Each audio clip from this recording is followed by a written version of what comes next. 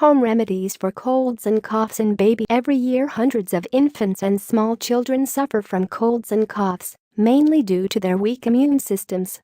In fact, within the first 1. Breast milk. Breast milk provides a unique balance of nutrients to help their bodies fight infection and recover faster. Babies younger than 6 months should be 2. Bishop's weed. Another option is to dry roast 2 garlic cloves and 1 tablespoon of carom seeds in a pan. Put the ingredients in a clean muslin cloth and tie it with 3. Honey. Mix 2 teaspoons of raw honey and 1 teaspoon of lemon juice. Give 4. Sponge bath. For small babies, give a sponge bath 2 or 3 times a day.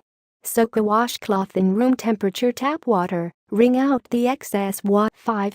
Oranges. For children aged 2 years or older, give them 1 to 2 glasses of orange juice daily. For younger babies, dilute orange juice